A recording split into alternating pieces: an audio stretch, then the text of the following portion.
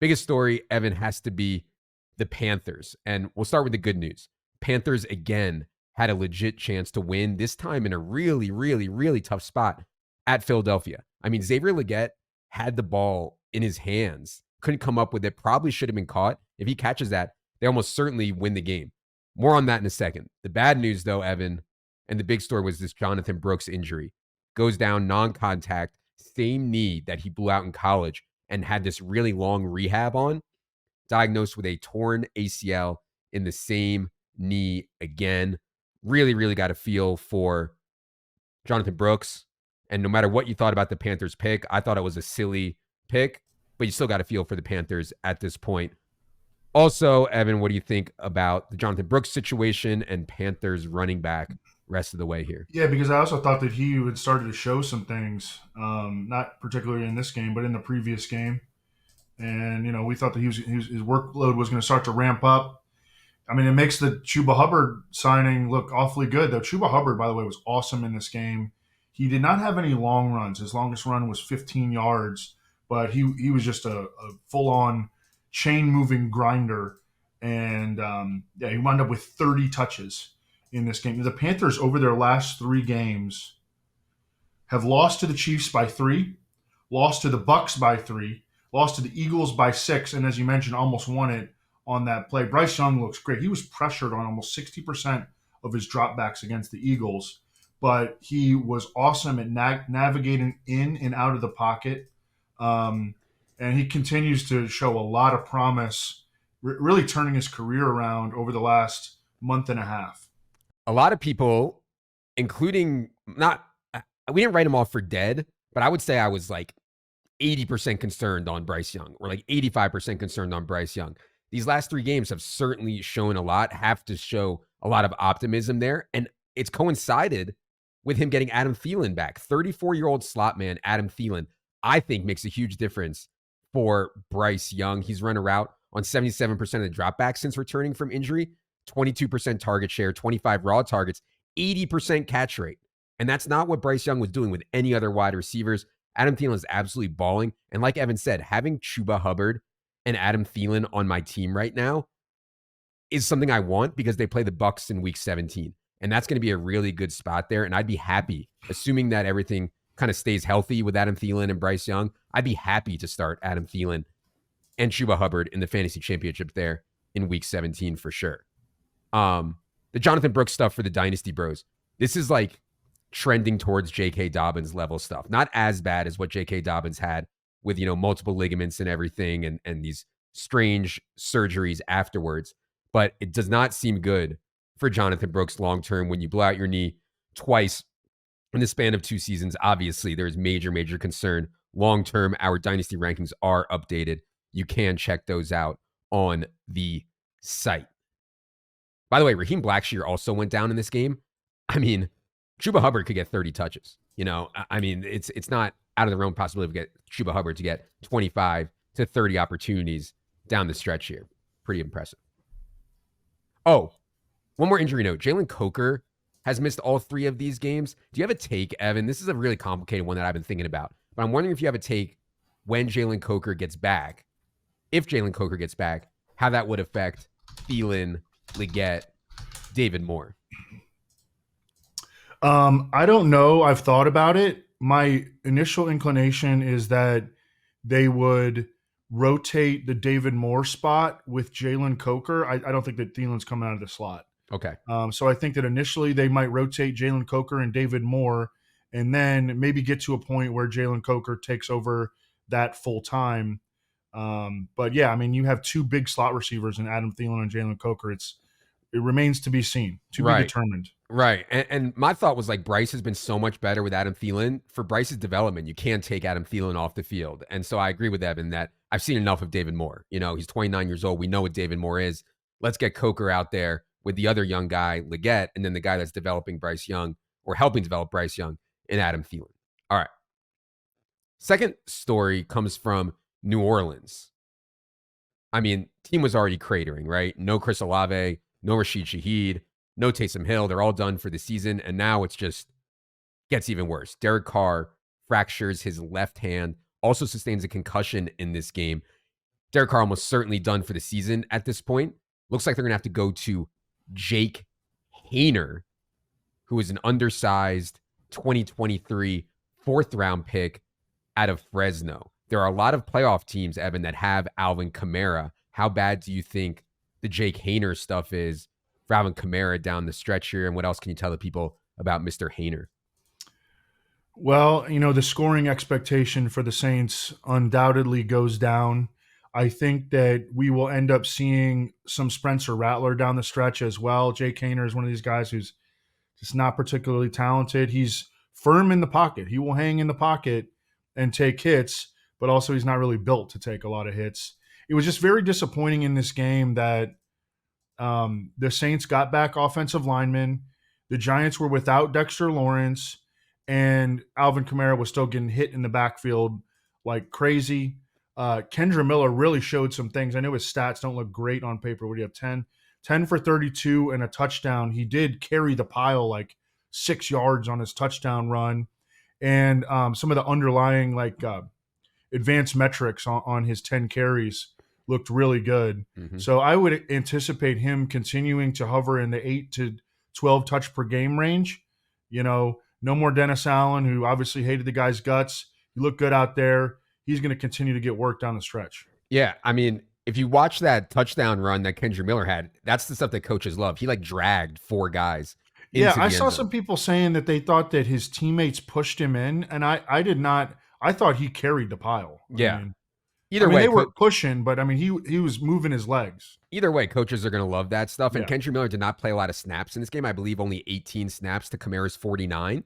But more importantly, he got 10 touches or 10 opportunities on those 18 snaps. Just going to be really tough for me to be excited about Saints stuff here going forward now that we remove Derek Carr and Taysom and Shaheed and Olave. It's just they do not have enough talent. One other note, Juwan Johnson looked like an absolute beast out there when he got opportunities. He only had 5 targets, but he went 4 for 50 and a touchdown. I don't know if Jake Haener or Spencer Rattler are going to be able to get him the ball, but I mean, he's a talent, no question. For sure. Yeah, and the no Taysom Hill made a big difference for Juwan Johnson. Thought he was one of the only interesting punts there in DFS at tight end last week. Bills. I mean, Bills lose to the Rams, but Josh Allen went full Superman.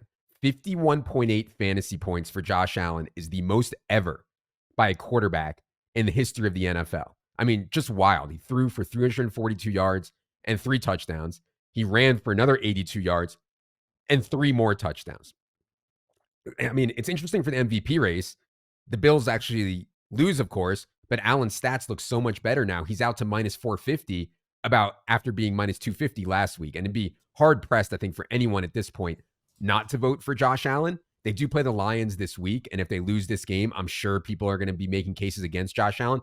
Even if they lose to the Lions this week, it would still be hard pressed for me not to vote for Josh Allen. But man, if you had Josh Allen in fantasy, if you had him in DFS, if you had him in pretty much any if you format, had anybody in this game, I mean, you were cooking. 54 points can change an entire season. And I believe it did that for a lot of teams. Evan, what'd you think of Bills game out in LA? Yeah, God, I blew it on this game. I wrote it up I thought that both teams had their best offensive edges running the ball against the opponent. And I mean, both these teams, well, the Rams didn't really abandon it, but the Bills definitely abandoned the run, besides with Josh Allen. And I mean, they just went balls to the wall. Amari Cooper had 14 targets. He had 246 air yards. Mm-hmm. That is the most of any player in any game this season. I would expect that even though he had a solid game, he went 6 for 95. He was probably going to be on the By Leone model in week 15. Shakir had another really nice game. I mean, yeah, everyone got there. Everyone that except for James Cook, everyone got there in this game. Do you have Josh Allen MVP tickets? I do not. I wish. I do. The Bills are one of the first teams that I wrote up, and I've been listening to all these podcasts in the offseason. All these guys were talking about how they thought that the Bills were in a rebuild. I'm like, no, they're not. They have Josh Allen. You have Josh Allen. You are not rebuilding.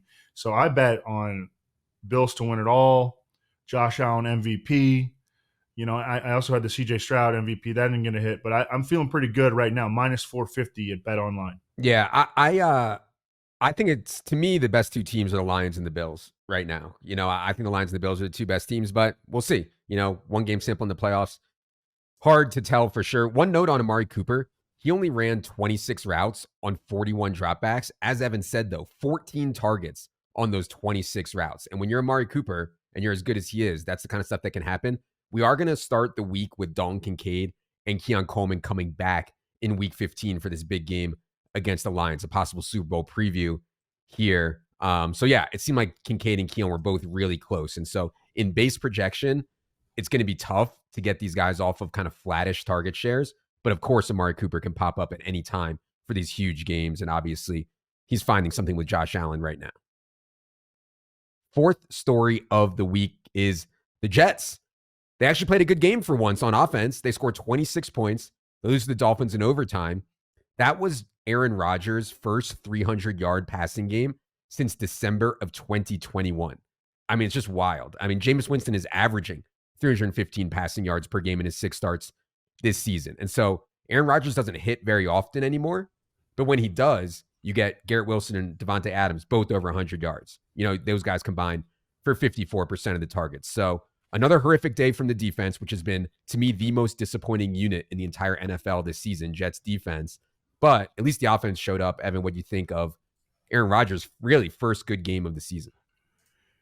Yeah, he played well. I mean, and he got the ball downfield. One of the things that he was taking so much short stuff and check downs in the previous games. He got the ball downfield here. Both Adams and Wilson hit big plays. Wilson was shadowed for much of the game by Jalen Ramsey, and Wilson straight up beat him. So that was really, really impressive. The exact ESPN stats and info, Garrett Wilson beat Jalen Ramsey 4 times on 6 targets for 97 yards. So vast majority of Garrett Wilson's production came with Jalen Ramsey in shadow coverage. The running back situation, I just didn't see Isaiah Davis playing that much. I mean, they shared touches. I think it was dead even in touches. I mean, not only was touches dead even, but usage was dead even, like snaps, routes. I mean, everything was like dead even between Davis and Braylon. Isaiah Davis is good, and he kind of showed the hotter hand early in the game, and I think that probably is why he wound up equaling Braylon Allen. Braylon Allen had 37 snaps, and Isaiah Davis had 36, if I recall correctly.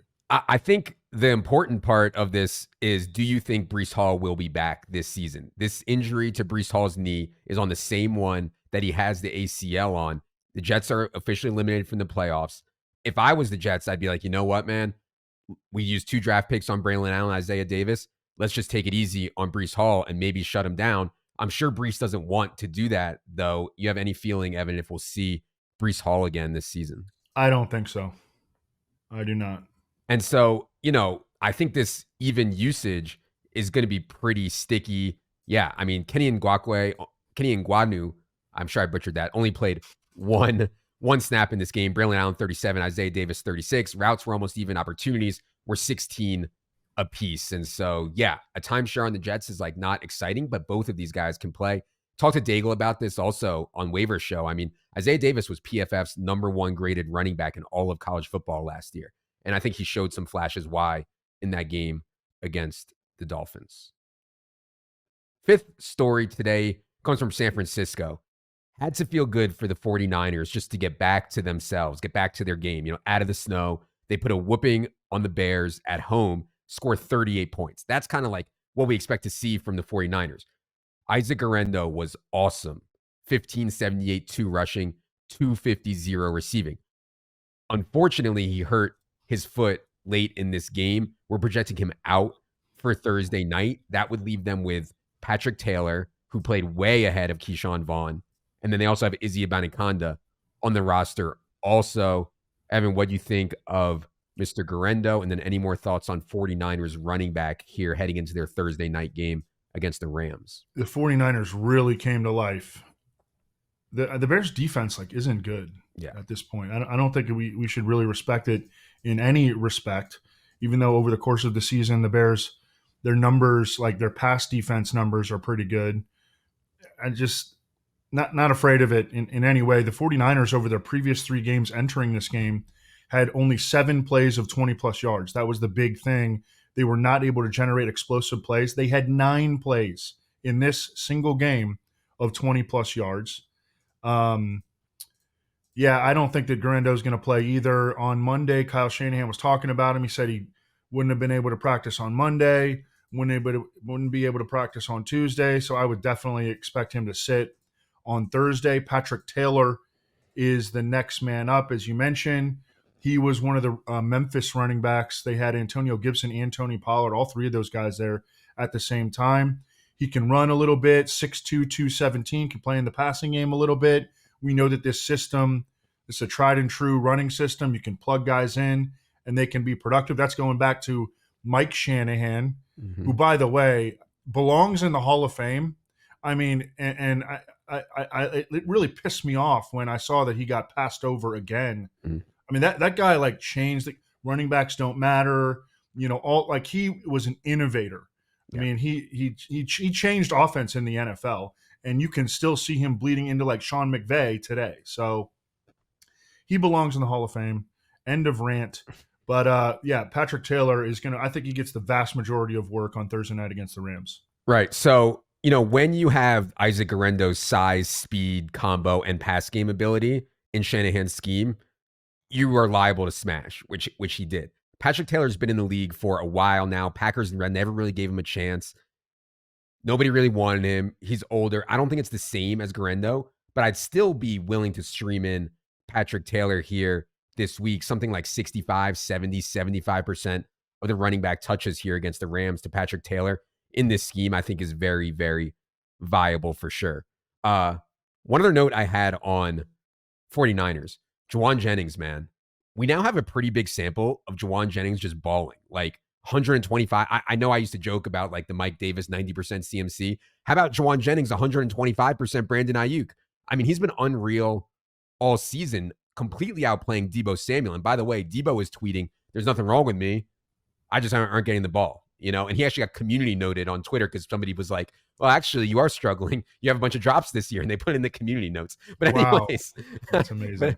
but anyways, Juwan Jennings, they have a massive hit. I think. Yeah, Juwan Jennings had like so little production entering this season, but then the 49ers gave him a big restricted free agent tender, and I was like, that's interesting. Yeah. And now he gets the opportunity, and he's balling out. George Kittle, remember, he was kind of the squeaky wheel after last week. He had in week 14, or no, this was week 13, he had 1 catch for 7 yards and like 1 target the rest of the game after being targeted on the first play of the game.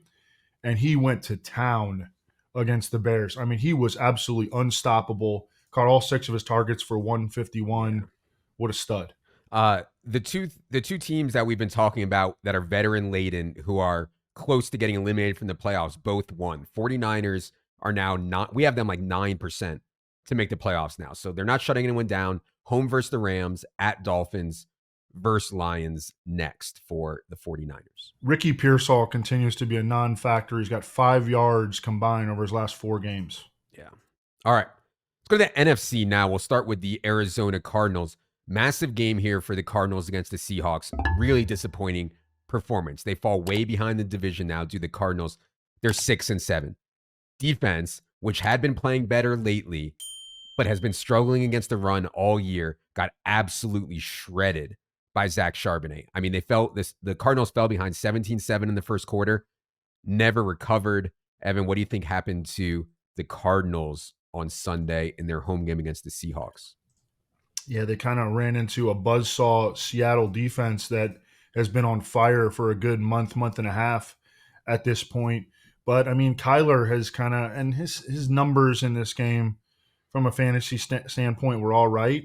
But he just really has not played well.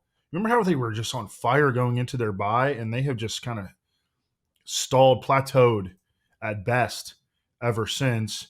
And that's trickled down to guys like Marvin Harrison Jr.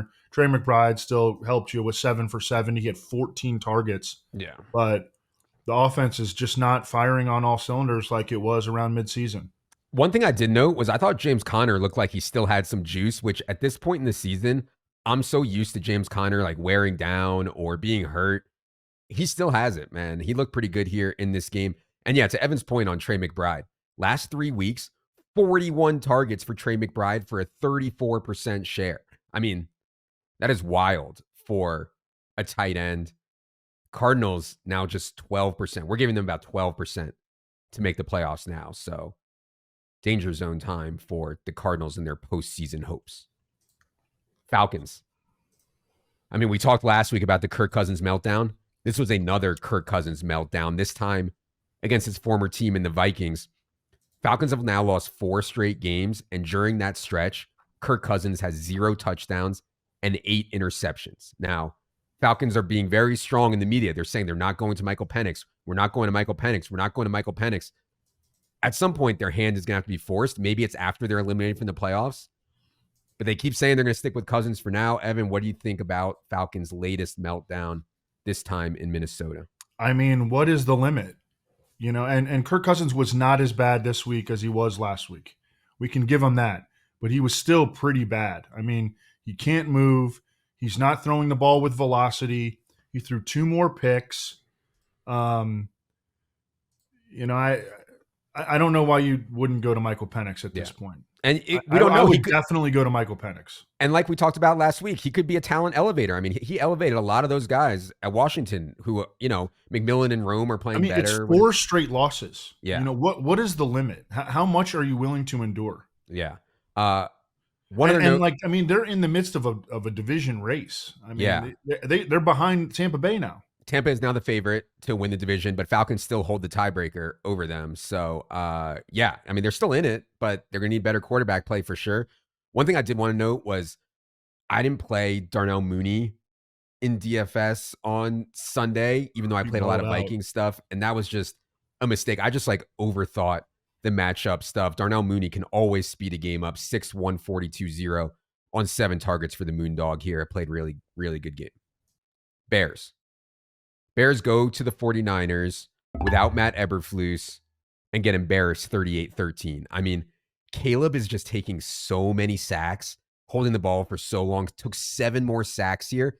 Caleb dropped back 32 times and turned that into just 134 yards against a struggling 49ers defense, which didn't have Bosa and a ton of other guys. So it's kind of been like whack-a-mole on Caleb. I've just chosen to kind of be out on him over the last month or two. And yeah, that's been a mistake a couple times. But overall, it's been pretty rough. Evan, what do you think of Caleb and the Bears in San Francisco? Yeah, I took some strong stands on situations in week 14, and I bricked a lot of them. And this was one of them. I need to apologize to the people. I got to do better. But I thought that the Bears were going to win outright. And about 5 minutes into the game, and I was like, this is definitely not happening. It was an embarrassing loss. You know, it's concerning because Caleb Williams, I saw in one place that he was pressured 9 times, in one place that he was pressured 12 times. That's not a lot of pressures, really. But he took 7 sacks. Yep. 7 sacks on either 9 or 12 pressures. I don't care which one it is. That's a crazy sack to pressure ratio. You know, and that's concerning. I mean, he's like a deer in the headlights. And I don't even know. I mean, I don't know. People were ripping the Bears left tackle Braxton Jones after this one. But I mean, you know, the 49ers didn't have Nick Bosa. They were without 3 critical defensive linemen. They don't have all their linebackers in there. It's just this was a setback after 3 fairly promising games in a row, I would say. It's not going to get any easier. They have to play at the Vikings next. Only good news. Rome Odunze, 2 touchdowns on 5 targets here. Really good touchdown catch. I mean, Rome clearly can play. I think we need to remove one of the wide receivers, though, for him to really take off. Cowboys lose last night on that Monday night game to the Cincinnati Bengals. It was weird, man. They tie the game in the 4th. It was a tie game late in the 4th. They block a punt. Dude on special teams screws up and touches the ball. Bengals get it back and win the game. You know, just a fitting loss to a horrific season for the Cowboys. Cowboys are now 1-6 at home. Still, Rico Dowdle, as we discussed over the last month, major asset. 20 opportunities for Rico Dowdle here versus 3 for Ezekiel Elliott, what do you think of Cowboys game last night against the Bengals? Yeah, and we saw Rico Dowdle bust a couple of big plays. He finished with 18 for 131, over 7 yards per carry. I think this was one of his best games. It was against the Bengals. But yeah, Rico Dowdle has become the focal point of their rushing attack. Rushing attack. Obviously, I think they have Carolina next. Yeah. So Now, that was nice what I was going match. to say. Like, Cowboy stuff is actually important because they play Carolina next and then the Bucks after that. So, like, Cowboy stuff is important. Rico, I thought, played really well. CD played a really good first half, Yep. and he kind of fell off. Yep. Ferguson returned. Jake Ferguson returned. Routes were Ferguson 28 on 35 Cooper Rush dropbacks. Luke Schoonmaker back down to 9 routes. So that got really wide really fast for Ferguson over Schoonmaker. And also, Brandon Cooks caught the touchdown, was real quiet outside of that. Brandon Cooks ran 27 routes on 35 Cooper Rush dropbacks here. So, this stuff is on my radar just because of who they play the next 2 weeks again, Panthers and Bucks. Especially with their shortage of wide receiver talent, I don't know why they don't try to carve out a bigger role for Luke Schoonmaker. I mean, he has shown he was a second-round pick last year. He's shown things when he's been given an opportunity, but like you said, Ferguson comes back, Schoonmaker's on the bench. Let's go to the Detroit Lions. This was the Thursday game against the Packers. I mean, Dan Campbell did Dan Campbell things. He went for it on like every fourth down, even when it was negative EV. He was going for it on fourth down.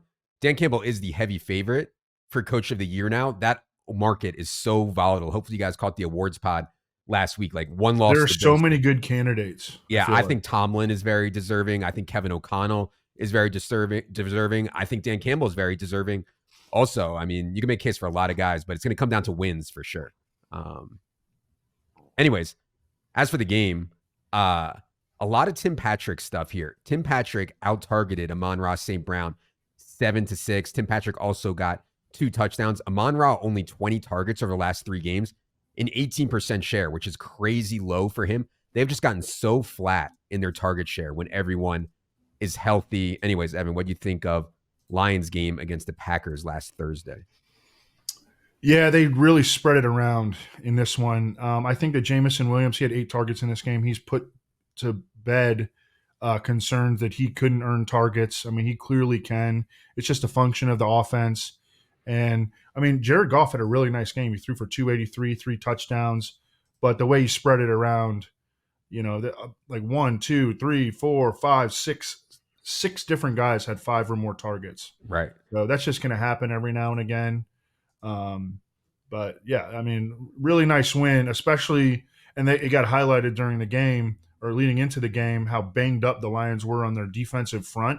And now, if you look at if you were looking at the 2 deep depth chart for their defensive line and linebackers, every single guy was out except for Aleem McNeil, and Aleem McNeil suffered a concussion in this game. So we'll be monitoring that heading into week 15. Their injuries up front on defense. Yeah, I wanted to get your take on Jared Goff MVP, Evan. I do not think Jared Goff is a serious candidate for MVP in my mind. I do think if he beats Josh Allen and the Bills and they end up going 16-1, Jared Goff will get votes. I think my point would be, hey, you could put a lot of quarterbacks in where Jared Goff is sitting and they'd win a ton of games. They'd make the playoffs. Maybe they wouldn't be 16-1, but they'd win 12 games or something like that. Whereas if you put Jared Goff on the Bills, I mean, forget it. They might not even make the playoffs. And maybe they would, but I don't know. I'm curious what you think about the people who say Jared Goff should be getting MVP consideration. No.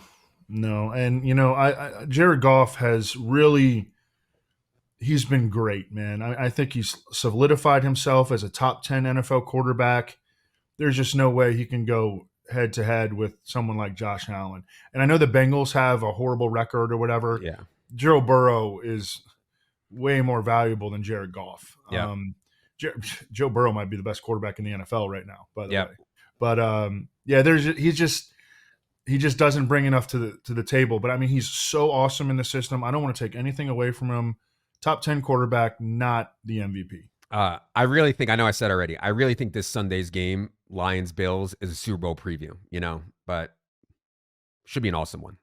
Packers get 3 touchdowns from Josh Jacobs, a red-hot Josh Jacobs. This was on Thursday night, but lose the Lions 34-31. I mean, Packers only were able to run 45 plays in this game. Lions ran 76. So not a lot of chances here for the Packers. What do you think of their loss to the division rival Lions, Evan? Well, the first time that the Packers squared off with the Lions was at Lambeau, and they kind of got run out of the stadium. But they showed that they can compete with a really good team, a potential Super Bowl team. The Packers have lost 4 games this season, okay? They were to the Eagles by 5, to the Vikings by 2, to the Lions by 10, and to the Lions by 3. So they are losing to extremely high quality opponents and not by much. The Packers are one of the best teams in the NFL, but when you try to explain this box score, you just have to keep in context that they only ran 45 plays. The Lions had the ball like the entire game, but I mean the Packers are still one of the better teams in the league from a real life standpoint, no question. Got a bunch of questions like what's wrong with Jaden Reed? What's going on with Jaden Reed? He's not earning targets at the same rate, right? I mean, even with Romeo Doubs out, he is down to 19.6% targets per route run after being at 24.3% as a rookie in 24-23. On top of that, Jordan Love is dropping back 5.2 fewer times per game this year versus last year. They've been more run heavy. So, it's just kind of a confluence of factors for Jaden Reed, as it always is. But yeah, it's just not ideal. I'd note Romeo Doubs is still in the concussion protocol. As of Monday, they play at Seattle here in week 15, as Evan noted, a very hot Seattle defense. Yeah, I think that it kind of started their lean into being a run heavy offense kind of started when they were forced to start Malik Willis, and they got real creative with their running stuff, and they just ran the crap out of their, I think it was 2 games, and they just stuck with that. I mean, that's kind of their bread and butter. So when you have like a run heavy offense and you have a guy who only plays in 3 receiver sets like Jaden Reed, that's going to be an issue. And that's clearly been an issue. He has not been having big games. He had the one game where he saved it with 2 touchdowns, but he had like 24 yards. I mean, he's not getting rushing attempts like he did last year. So yeah, it's been a tough go for him. Let's go to the Rams. Great win for the Rams. They put 44 points on a very good Bills defense to move to 7-6. Story to me was Puka Nacua. I mean, man, oh man. Not just like 12, 162, 1 receiving. He did it making insane catches, 47% of the targets. Absolute insanity. But also they handed him the ball 5 times for 16 yards and a touchdown. I mean, Puka Nacua is like putting the team on his back here. If you advanced, and I have so much Puka Nacua in best ball, if you were able to advance Puka Nacua teams, because he was out for so long, his advance rate is so low, he's an awesome guy to have in the best ball playoffs. Evan, what do you think of Rams' impressive win? 44 points on the Bills Sunday. Yeah, I heard a story in the offseason about Puka Nacua, and the people at his college, and he was a 5th-round pick.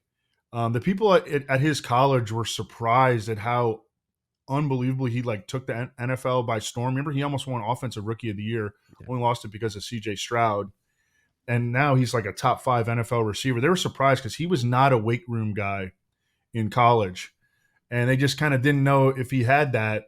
If like the jump to the next level, and obviously people in the NFL question him too because he's a 5th-round pick, but he's just a natural. I mean, and he's tough as nails. Oh my God. I mean, he's banged up all the time because he blocks. They use him in the middle of the field. They give him handoffs. I mean, the dude is incredible. He had, I think was this the number 1 overall fantasy wide receiver performance of the year? It was up there. Chase might have had a bigger one. Yeah. But it was definitely like top 5 on the season. Puka Nacua is also a baller. He played in the celebrity game at the NBA All-Star break, and I was watching. He was like dunking on people. Yeah, he can. He can play ball. Yeah, he can play ball too. The Rams right now are dangerous as hell. By the way, their offensive line has settled down. Their offensive line is healthy. They have had injuries on the offensive line the entire season. Havenstein has been back for the last 2 weeks. They got back Jonah Jackson and Avila. I mean, their offensive line is almost 100% healthy at this point. Their two stud receivers are healthy. They are dangerous as shit. And the Bills felt that on Sunday. And the Rams are scary. I mean, we have seen them when they are healthy and when they are humming. When Stafford is playing, Stafford is on fire right now. I turned in the Rams 49ers right up. And for the last month, I mean, he's been one of the best quarterbacks in the league. And when they can get hot, like they can win playoff games. I know they have to get into the playoffs. Yep. And they're behind Seattle by, was it a game? Yeah.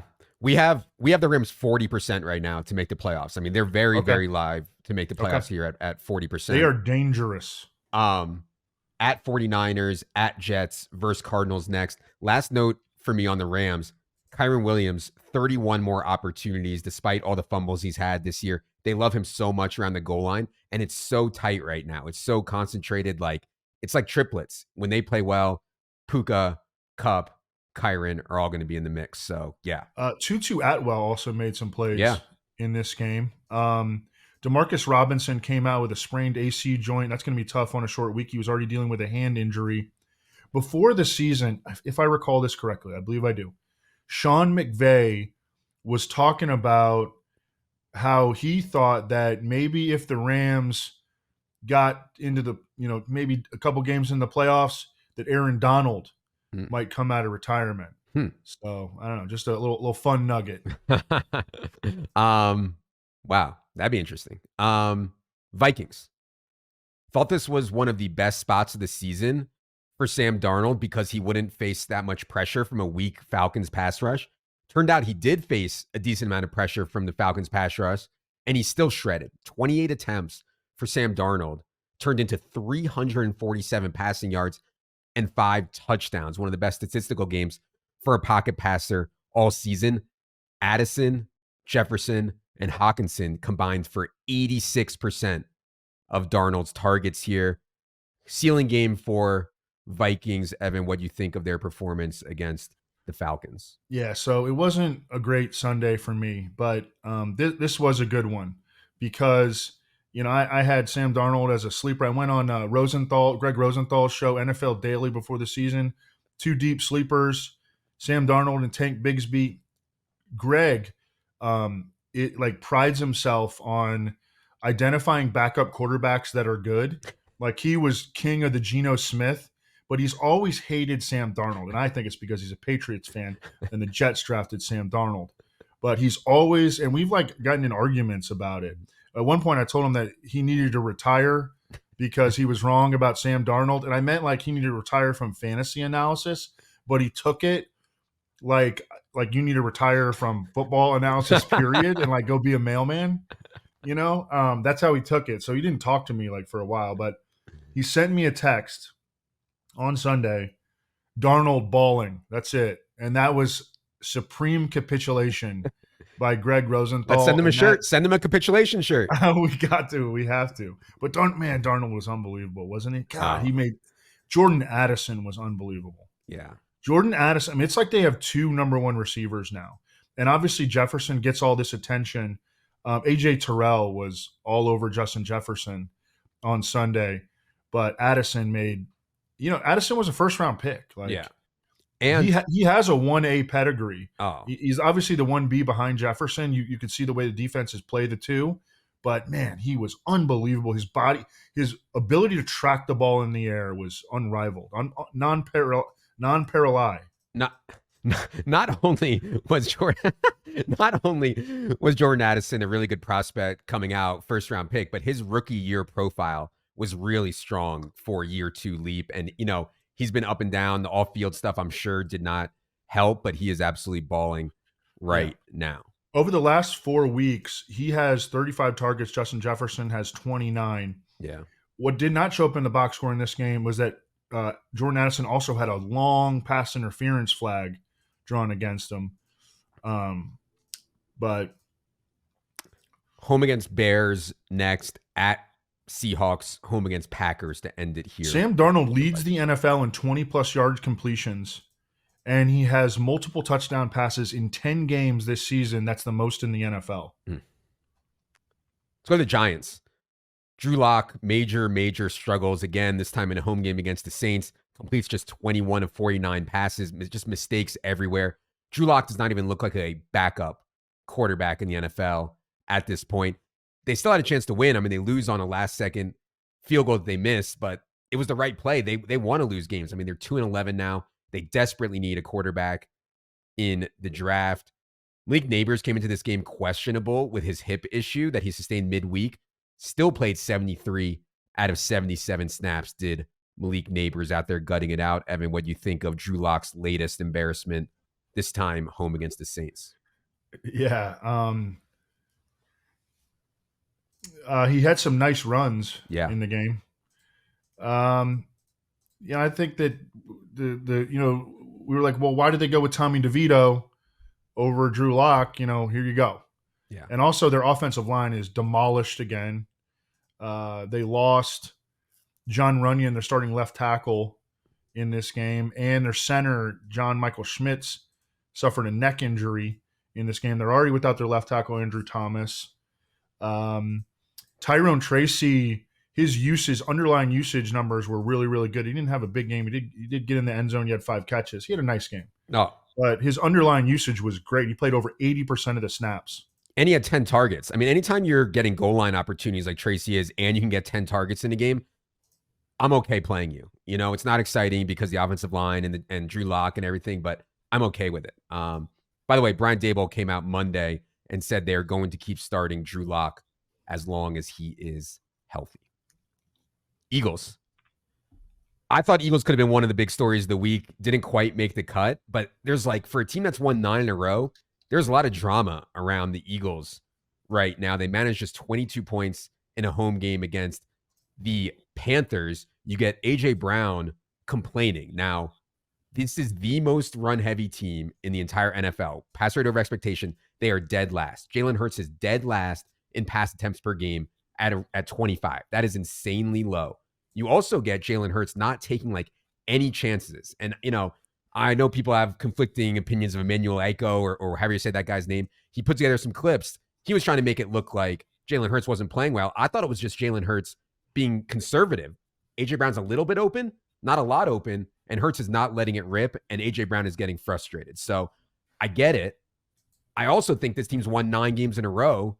They don't have a lot of incentive to change what they're doing. So what do you think about what's going on with the Eagles now coming out of their fairly narrow win over the Panthers? Yeah, they've won 9 games in a row. Yeah. So Jalen Hurts had 21 pass attempts in this game. The thing is that, I'm sure you heard Brandon Graham talking about the situation. Brandon Graham is he's on IR. He's still part of the team, though. Yeah. And he was on a podcast talking about how Jalen Hurts and A.J. Brown, they used to be friends, and it's not like that anymore. That was ooh. It's not reminiscent of last year because they collapsed from a one-loss standpoint. But it's why is there this dysfunction going on when you were winning every single week? I know that they didn't, they almost lost to the Panthers. Yeah.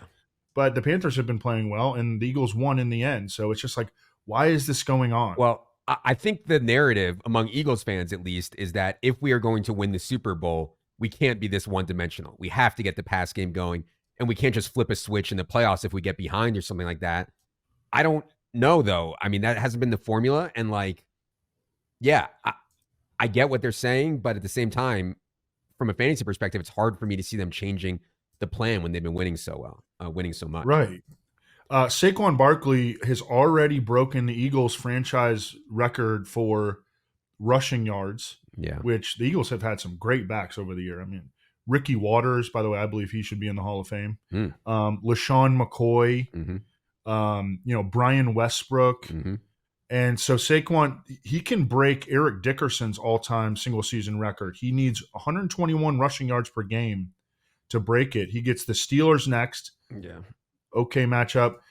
Then the Commanders, Cowboys, and Giants. Yeah. Now, if he is within striking distance of that, but the Eagles don't have anything to play for in their final game, and that's against the Giants, okay, his former team, do they play him? That's going to be interesting, I think. Yeah, that'll be an interesting discussion for sure. Last note I had on the Eagles was Devonta Smith was back healthy here, led the team in targets with 6.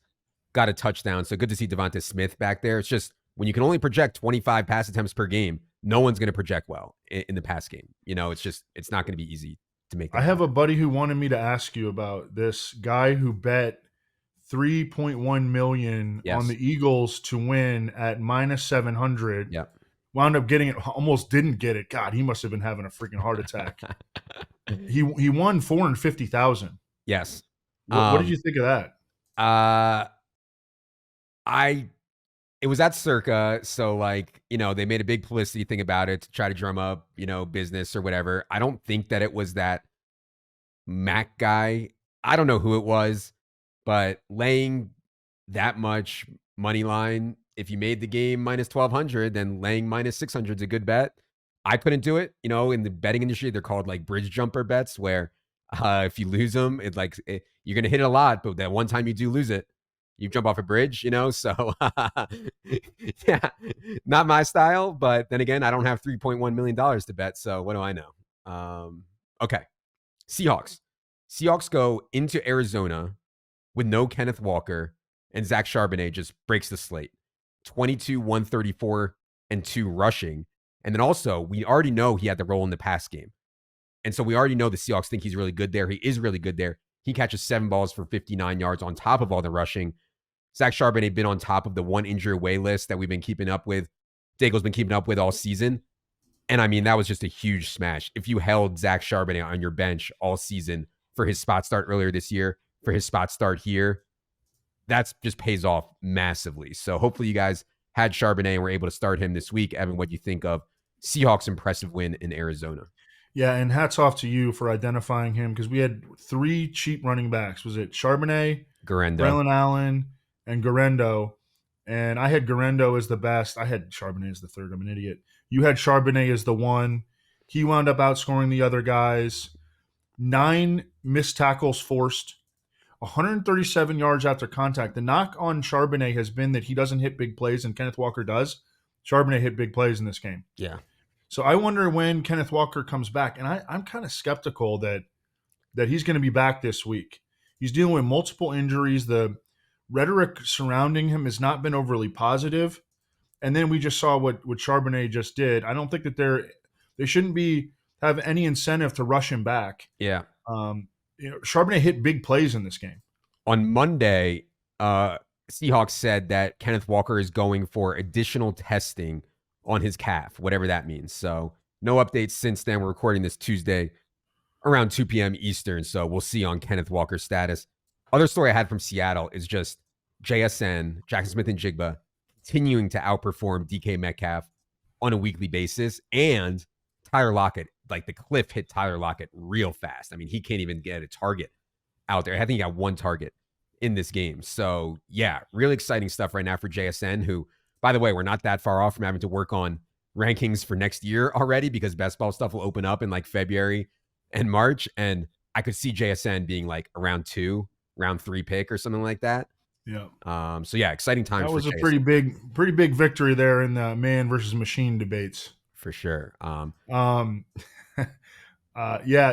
excited for this Sunday night game, Green Bay against Seattle. That's going to be a fun one. For sure. They have to play Packers, Vikings, Bears in their next 3 games due to the Seahawks. So not the cleanest schedule, but yeah, like the way they're playing right now. Bucks continue to take advantage of their outrageously soft schedule over the last month or so. They've won 3 straight games over the Giants, Panthers, and Raiders. They're averaging 28 points per game in those, obviously without Chris Godwin. The bad news for the Bucks was this Bucky Irving thing. Came in with a hip/back issue, leaves with a back injury as it tightened up. That allowed Rachaad White to go off for 109 yards and 2 touchdowns on 19 touches. Here, Evan, what do you think of Bucks' easy win over AOC and the Raiders?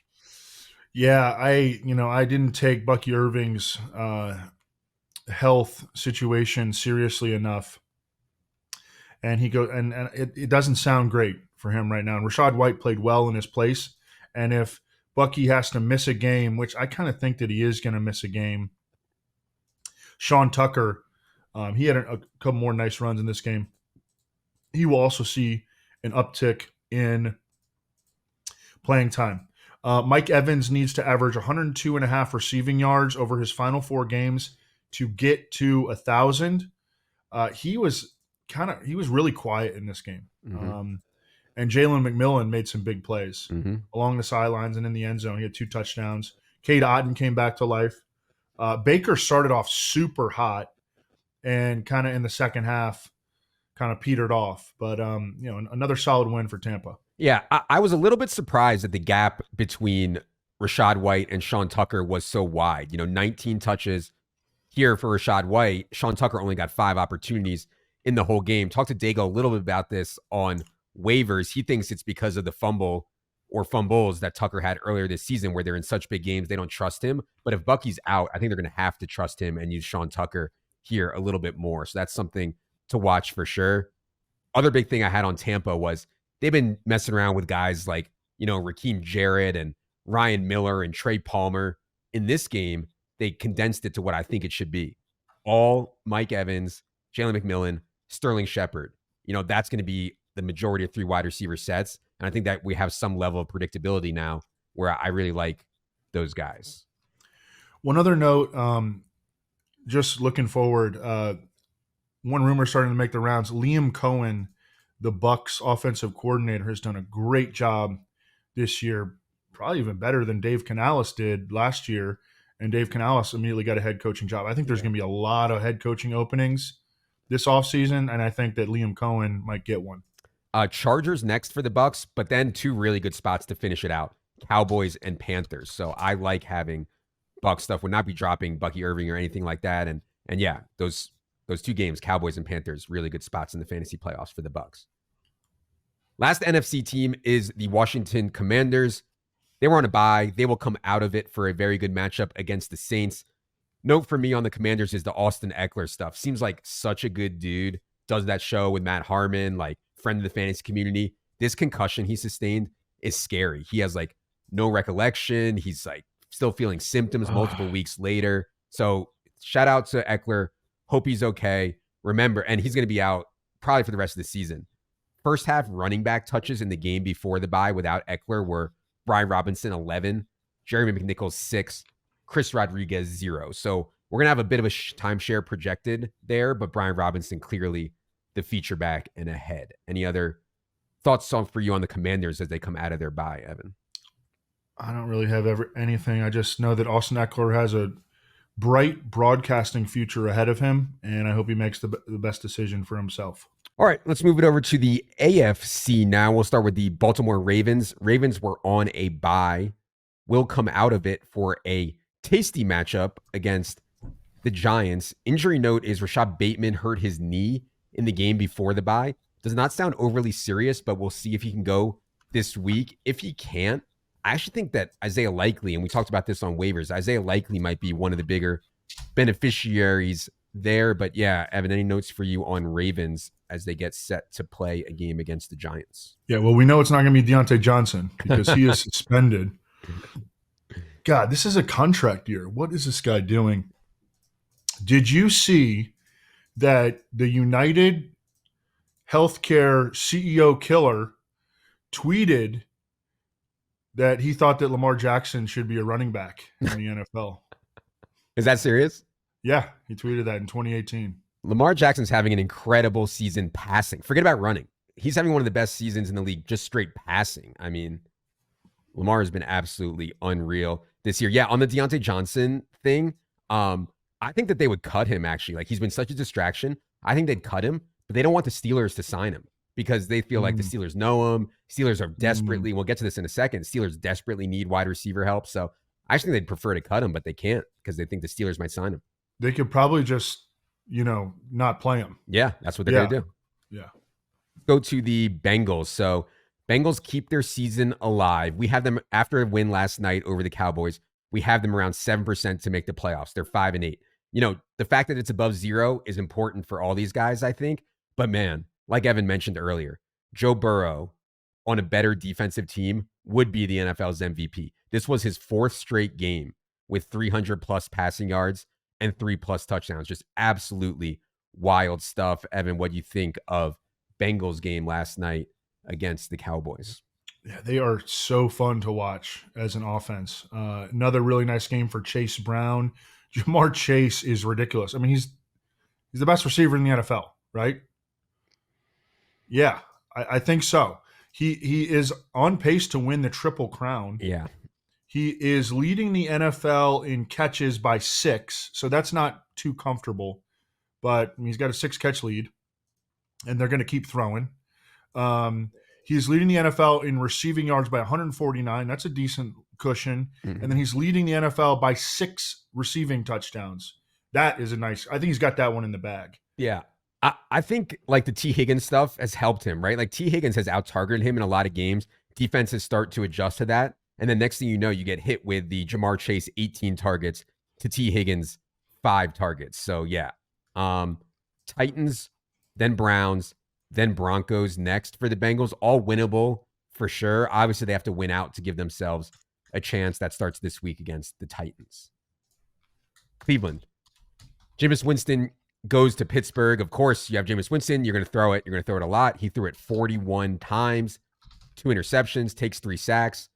The difference in this game for Jameis was he was not able to hit big plays. And the Browns lose 27-14. Evan, what do you think of Jameis's latest game, this time up in Pittsburgh? Yeah, it wasn't hitting big plays. He did have a really nice where he kind of maneuvered out of the pocket, got out in front of it, and threw a touchdown to Jerry Jeudy. But yeah, it wasn't the typical. I mean, he barely averaged 5 yards per pass attempt. It's not surprising when you're facing Pittsburgh on the road. But yeah, this was not the typical. This is not the effort from Jameis Winston that we had grown accustomed to. Cedric Tillman was again out of this game due to the concussion protocol. So we get David Njoku, 32% of the targets. Jerry Jeudy, Elijah Moore, still very much in the mix in better matchups, in better game environments. When Jameis can play better, when Tillman is out, I love being involved with all 3 of these guys, Njoku, Jeudy, and Elijah Moore. Cedric Tillman is still in the concussion protocol as of Monday. Home game against the Chiefs next for Jameis, and then at Bengals in week 16. That is the one. If you guys have Draft Kit Pro, if you go to the Draft Kit tab on Establish the Run, you will find a link to an article that shows our favorite streamers at each position for week 16 and favorite streamers for each position in week 17. Number 1 quarterback streamer for week 16 is Jameis Winston here against the Bengals. That's going to be a 50-point total. Amazing. Broncos were on a bye. They will come out of it to play at home against the Colts in a big wild card impact game on Sunday. Don't really have any injury notes. Courtland Sutton remains a great bet, I think. Also, the big news before the bye was Jaleel McLaughlin catching a hot hand and kind of relegating Javonte Williams and Aldrick Estime to the bench. I have zero confidence that will be sticky going forward. Just pure hot hand between all 3 running backs for the Broncos now. But I don't know if you have a lean there on Broncos running back, Evan, or any thoughts on them as they come out of their bye. I really don't. Coming off the bye. Facing the Colts, though, it should be a productive offensive effort. The Colts have put up, very little defense all year. Texans were also on a bye. They have a home game against the Dolphins Sunday. Good time to rest for Joe Mixon. Good time to rest for Nico Collins and kind of reset, I think, and pretty exciting games. They play the Ravens in Fantasy Championship Week, which is obviously a very good spot for Dell, Nico Collins stuff. Evan, any thoughts on Texans for you as they come out of their bye? Just that I like this game, and I already have it written up. It's up on the site. Texans are healthy, relatively speaking, and the Dolphins have been playing well offensively. So hopefully we see some fireworks in Dolphins-Texans. And I'm sure the retractable roof will be closed in Houston. Colts were also on a bye. They have a huge game for them against the Broncos on Sunday. Injury note is Josh Downs missed the game before the bye with a shoulder injury. His status for week 15 is unclear. And just remember, in the 3 games before the bye, Anthony Richardson's designed run rate was absolutely off the charts, like 8, 9, 10 designed runs per game and a ton of RPOs. On top of that, Evan, any thoughts on Colts here as they get ready for a playoff push? One thing I will be monitoring is the state of the Colts offensive line, which had endured a ton of injuries in the weeks leading up to their off week, and now they got Denver, who can really get after it with their front four. Jaguars. So Jaguars went to Tennessee with Mac Jones at quarterback and lame duck Doug Peterson as their coach, and they win to move to 3-10. I mean, this team has been so bad. I almost forgot about the running back battle. But in this game, Tank Bigsby played 31 snaps, Travis Etienne 28. Tank Bigsby 18 carries, Etienne just 4. Etienne did out target Tank 4-2, but yeah, it's like Travis Etienne went from people we weren't, but thankfully, but a lot of people were very excited about Travis Etienne in fantasy, and he's getting lapped by Tank Bigsby now, at least in base. Evan, what do you think of Jaguars game against the Titans? Yeah, Tank Bigsby's better than him, straight up. And, I think that's been evident, at least as a runner. Travis Etienne probably a little bit better in the passing game, and he's not going to go away. He'll make it annoying. But Tank Bigsby is being rewarded for being the better one-for-one runner versus Travis Etienne. A stat from Pat Thorman. Mac Jones on passes of 20-plus yard air yards downfield this season. He has 13 attempts. He has 0 completions and 3 interceptions. So that's a concern for Brian Thomas, who did have a nice game here, mainly because he had 12 targets, finished with 8 for 86. Man, Brian Thomas is a baller. He just needs quarterback play to improve. I mean, 39% of targets here. He's been wide open so much. It's coming, though. And they get the Jets, Raiders, and Titans to finish. 3 pretty good spots for Brian Thomas. It's just a question, can Mac Jones do it? As Evan laid out, that remains to be seen. Major question mark. Chiefs. Another week, another game where the Chiefs miraculously pull out a win. They're now 12-1, but it was a struggle again. Mahomes was under relentless pressure in this game. I mean, relentless. 37 pass attempts turns into just 210 yards for Patrick Mahomes. Ugly all around, but they win again. Evan, what do you think about Chiefs game here, win over the Chargers? Yeah, I've been talking about how, the Chiefs had signed DJ Humphries. He needed a week and a half or 2 weeks to kind of get settled in. He started in this game, played almost every snap on offense, but that did not fix the problems. Patrick Mahomes took 13 hits, 3 sacks on 40 dropbacks.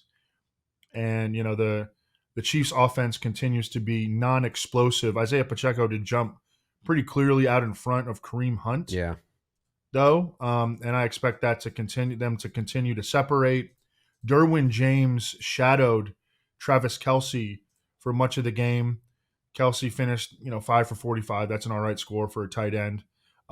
Xavier Worthy is consistently getting – he hasn't been hitting like big plays, but he's consistently getting 4 or 5 catches every game. So you got to think that a big play is coming. Yeah, just for the pass game, Marquise Brown – well, I think we're going to get news on Marquise Brown this week. I don't think he's going to play this week, but he could get cleared to play in week 16 or week 17, which I do think will help this offense a lot in terms of explosiveness, just reliable pass catcher stuff. And yeah, to Evan's point on Pacheco, Pacheco had 18 opportunities, including 4 targets. Kareem Hunt only had 6 opportunities. Snaps were a little bit closer, 32-20, but it's so clear that Pacheco gives them another dimension that Kareem Hunt does not, even if Kareem Hunt is extremely reliable. McCall Hardman went on IR, which narrows the receiving stuff a little bit, but they're still going to mix in Juju. They're still going to mix in Justin Watson, and they remain hell-bent on not using DeAndre Hopkins as a full-time player, I think, because of the draft pick upgrade primarily. Yeah, I mean, they play the Browns now, and as we talked about last week, this was going to be a good spot for George Pickens, who ended up not playing in the game. But the Browns will dare you to throw it deep, whereas a lot of other teams are daring you to keep it underneath. This is a spot to see if Mahomes can get it going deep in this game against the Browns, and we'll talk more about that on the Friday show. Raiders go to Tampa, and it was ugly. I mean, it was a good spot for Aiden O'Connell, I thought, and the passing game, but he was really bad before getting hurt. He has a bone bruise in his knee. I think they're going to have to go with Desmond Ridder at least for a week or 2, if not longer, and that's scary. And it's actually a big deal because I bet there's a lot of playoff teams out there that have Brock Bowers, have Jacoby Myers as valuable parts of their team. And now you're going to have to go with Desmond Ridder. I think it's a downgrade from AOC to Ridder for those guys, but I'm not like overly convinced of it. Evan, what do you think about Ridder versus AOC for Bowers and Jacoby going forward? Oh, man, I think it's a huge downgrade. Ritter has not shown anything. Um, no, that's bad. That is Yeah. bad news. Sincere McCormick had he played 60% of the snaps, 15 of the 16 rushing attempts for the team. He had 2 catches. He's still a guy you need him to get into the end zone, and this team is not going to score with Desmond Ritter, so he's going to be a tough sell, I think, down the stretch. I do think that they will roll with him, Yeah. even if Zamir White or whatever, the other guys come back. And then really disappointing game for Brock Bowers. It's set up so nicely for him. Michael Mayer, who dealt with some personal stuff earlier in the season, he had a really nice game, wound up leading the Raiders in receiving, and Jacoby Myers got there on volume, 10 targets, 7 for 67. Yeah. Zamir White actually landed on IR today. Madison has been like limited in practice all week, but not active in games. And so I agree with you. They love this McCormick kid, and there's no reason not to right now. I think they ride him out the rest of the way. And although this team's going to be bad, at least they have good matchups. I mean, Falcons, Jaguars, and Saints next 3 games for the Raiders. Chargers. So Justin Herbert missed some throws early in this game against the Chiefs on Sunday night, but ended up pretty strong, especially considering Ladd McConkey couldn't play due to his shoulder. I mean, Justin Herbert's out here elevating Josh Palmer, Quentin Johnston as primary targets. Their run game is completely broken, and they still almost win in Kansas City. Evan, what do you think of Chargers' performance against the Chiefs? Yeah, and he was playing through some sort of a leg injury. Harbaugh said that he took a helmet to the knee. You remember in the preseason he had plantar fasciitis too. I mean, this dude is tough as nails. Remember when he played through that horrible shoulder injury? Oh man, he has played through some stuff, but that's why Harbaugh loves him. Yeah, I mean, he's a talent elevator. We've seen that. Josh Palmer had a nice game. Stone Smart is out here making plays. Yeah, and For the Chargers, Will Dissly's out. got Yeah, hurt. yeah, he's out 2 weeks at least with a shoulder injury.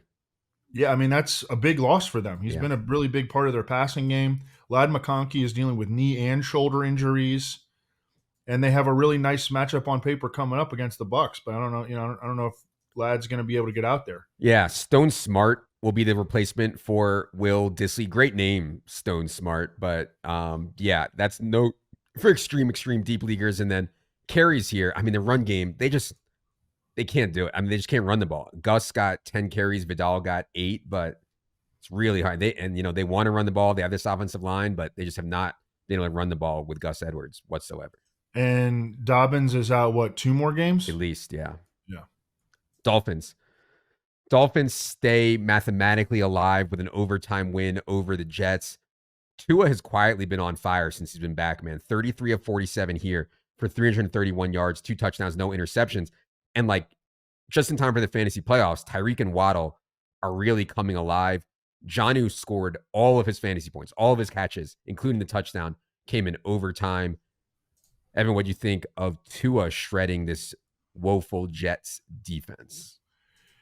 Yeah, I mean, Tua has been on fire. I am a little worried entering this week 15 game, though. And, the injury reports don't even come out until Wednesday. We're doing this Tuesday, early afternoon.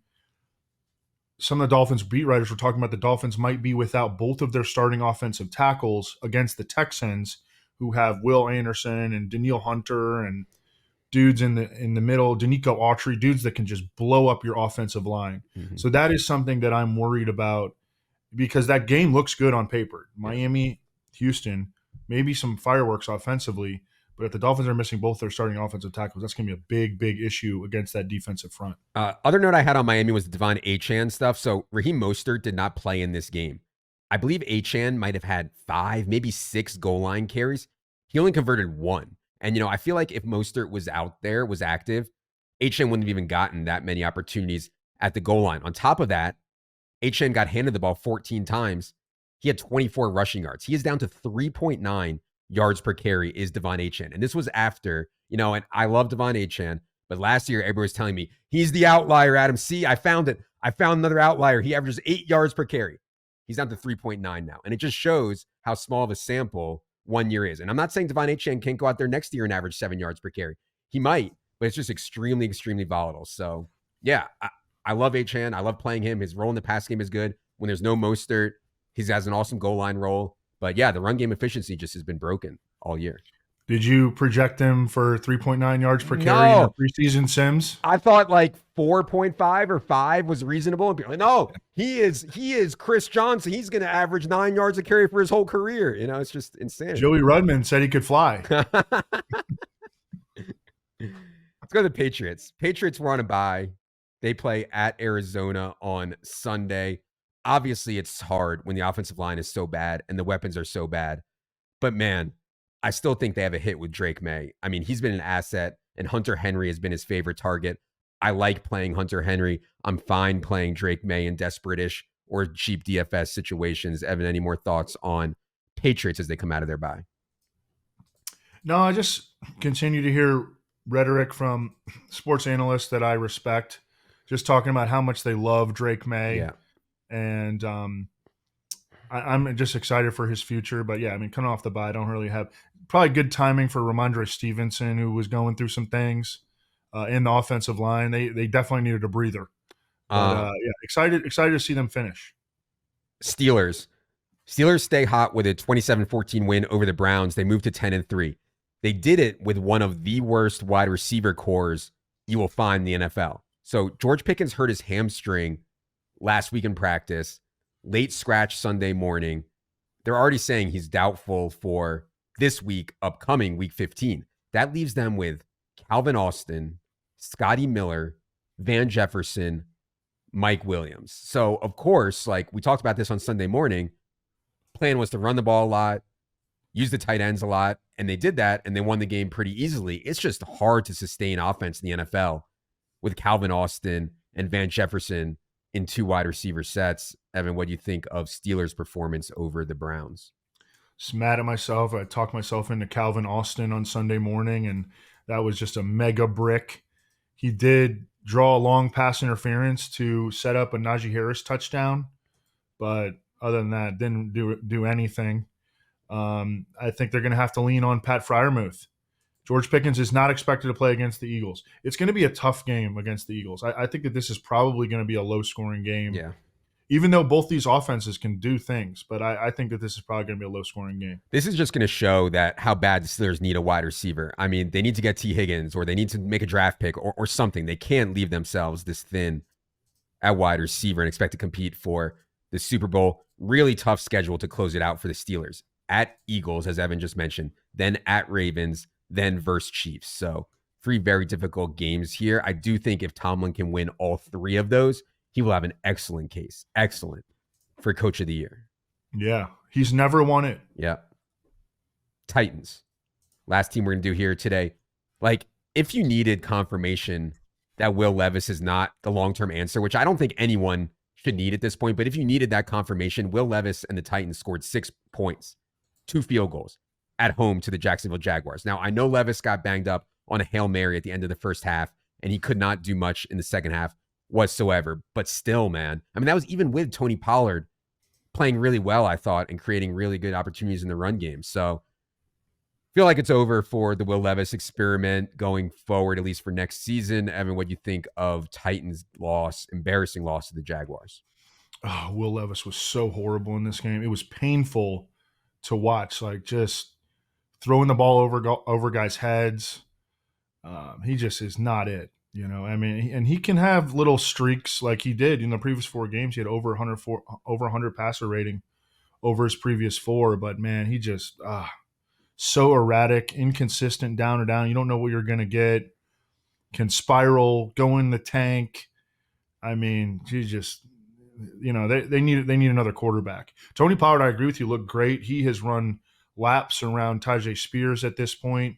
He had a touchdown called back on a holding call on Dylan Radunes, and then they like threw the ball with Will Levis the next 3 plays or something, and he just threw the ball over guys' heads in the end zone. They even went for it on 4th down. Yeah. It was painful to watch. I mean, he also missed guys, like just didn't see him. Chigakonkwo was just like, there's a clip out Oh, there. yeah, that's right. That was a big one. Just yeah. wide open, and Levis just doesn't see him and airmails one to somebody else over the back of the end zone.